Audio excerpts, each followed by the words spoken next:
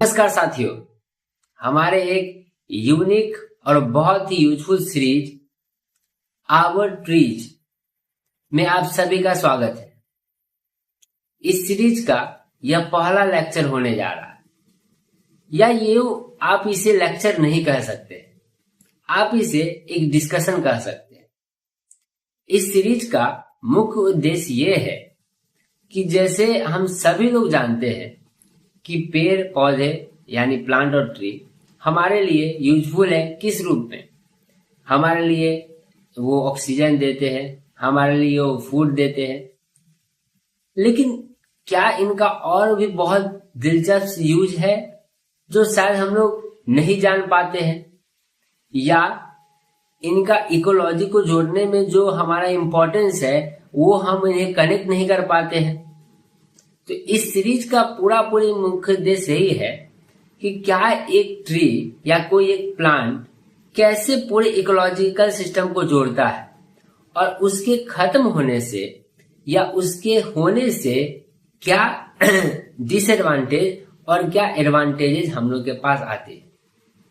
यह पूरी तरह से एक अवेयर कैंप है जो यूथ, जैसा कि हमारा चैनल का स्लोगन भी है कि जो इंडियन यूथ जिनके पास क्षमता बहुत ज्यादा है, जो काम बहुत ज्यादा कर सकते हैं, लेकिन चाहे मार्गदर्शन न होने के कारण या किसी तरह का गाइडेंस न होने के कारण वो उस काम को नहीं कर पा रहे हैं, हम लोग उनके लिए काम कर रहे हैं।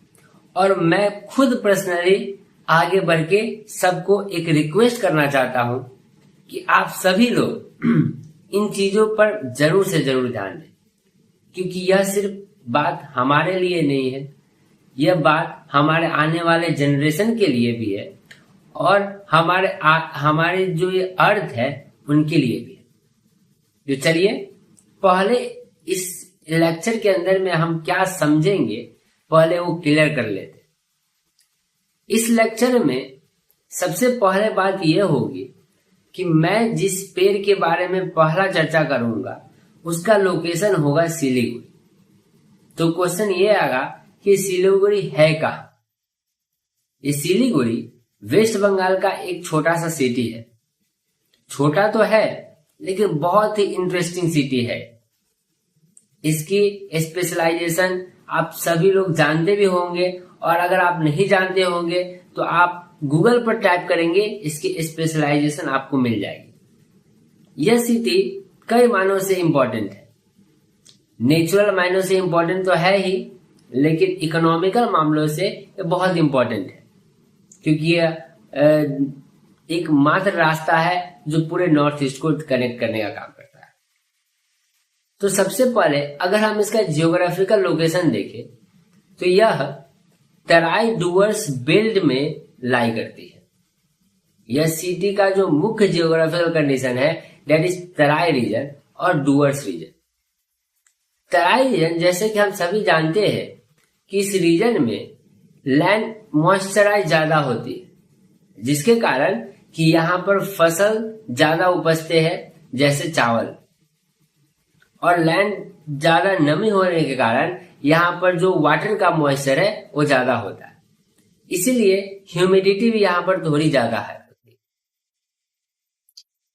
उसके बाद यह फुटिल ऑफ हिमालय में लाई करती है, मतलब हिमालय के जैसे ही आप नीचे आएंगे तो आप इसे देख पाएंगे, और यह दार्जिलिंग और सिक्किम हिमालय के फुटेज में लाई करती है। अगर हम बात इसके मेजर फॉरेस्ट स्ट्रेचेज की करें तो यहाँ पर आप लोग को देखने को मिलेगी Sukna forest, Mahananda wild life sanctuary, Baikunthpur forest, Terai belt, Bengal safari etcetera.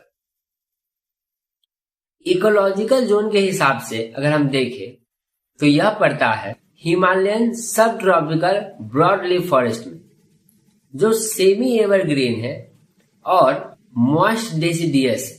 Semi evergreen का मतलब कि आप ज्यादा समय तक, या ऐसा बोले कि 50 या 60% तक आप इसे एवरग्रीन समझेंगे, लेकिन कुछ समय यहाँ पतझड़ का जो मौसम होता है उसमें यहाँ आपको सूखा सूखा भी देखने को मिलेगा। तो हम लोग अपने नए लेक्चर में यहाँ के एक ट्री के बारे में बात करेंगे जिसे हम हर एक कैरेक्टरिस्टिक के रूप में देखेंगे। और मैं आप सभी से फिर से एक बार रिक्वेस्ट करूंगा कि आप सब लोग इस वीडियो को पूरी अच्छी तरह से देखें, क्योंकि यह कोई प्रोफेशनल कैंप नहीं है। यह हमारे युवा जिन्हें ये समझ नहीं है कि यह पेड़ सिर्फ ऑक्सीजन ही नहीं, इनके अलावा और बहुत कुछ देते हैं, उनके लिए यह बहुत ही यूजफुल होगा। तभी तो हम आने वाले समय में पेड़ों के लिए खड़े हो पाएंगे। तो मैं इस आशा के साथ कि आप लोग इसका बहुत ज्यादा से ज्यादा सपोर्ट करेंगे और आप लोग भी खड़े होंगे पेड़ों के लिए, नेचर के लिए और भारत के लिए। मिलते हैं हम अपने नए वीडियो में। तब तक जय हिंद, जय भारत, और आप लोग अपने अच्छे काम को न छोड़ें।